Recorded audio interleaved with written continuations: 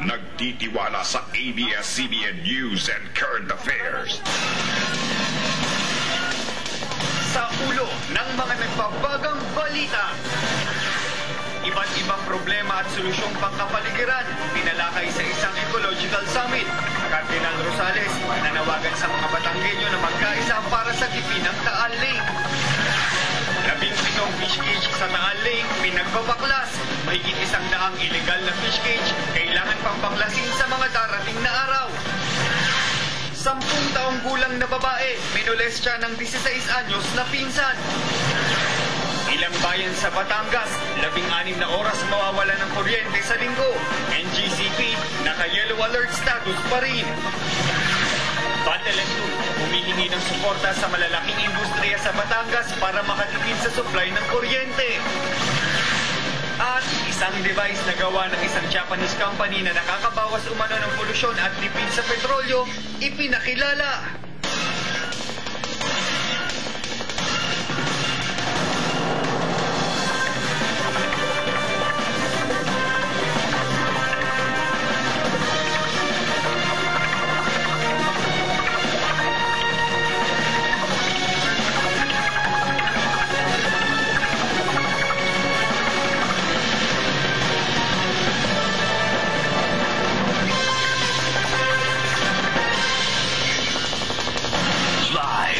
Mula sa ABS-CBN News Center, Batangas, ito ang TV Patrol Southern Tagalog.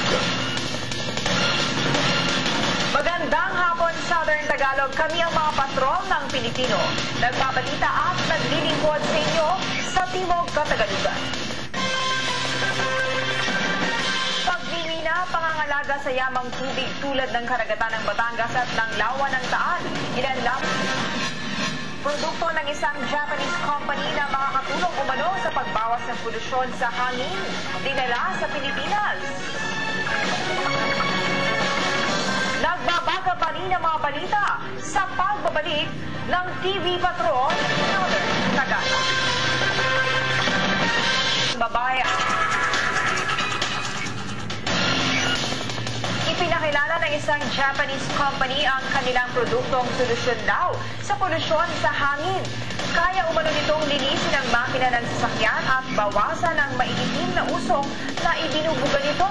Mas mahina rin daw kumonsumo ng gasolina ang mga sasakyang meron nito. Nakatulong ka na sa kalikasan, nakatipid ka pa. Aba, iba to. Nagpapatrol, Val Balita.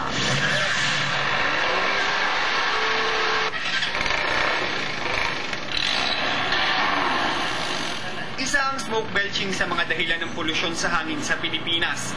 Sa emission testing center na ito sa Lipa City, 2 hanggang 3 kada 10 sasakyan daw ang hindi pumapasa sa oximeter.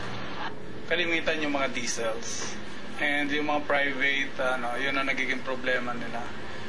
They add mga usok natin sa environment.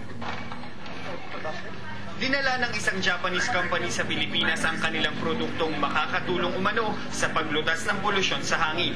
Kaya raw nitong linisin ang makina ng sasakyan, kaya mababawasan din ang maiitim na usok na lumalabas sa tambucho. Nakakatulong sa paglinis ng mga engines natin. Power noise niya nawawala. Ang black smoke, tinatanggal din yan.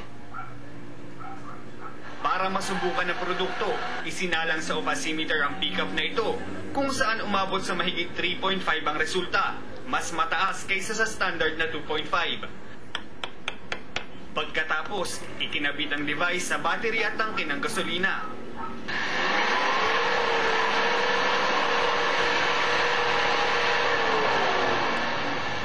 Sa resulta ng pangalawang emission test, nasa 1.8 na lamang ito. Kapansin-pansin ding halos wala ng maitim na usok na lumalabas mula sa tambucho ng sasakyan.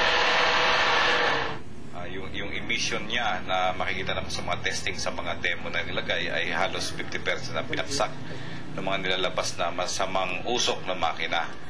So sa pamamagitan sa maliit na bagay na ganito ay pag pinarami, dumami ang gagamit nito at i-implement na natin, ay palagay ko'y masisave natin yung environment natin. Nababawasan din daw nito ang ingay ng makina.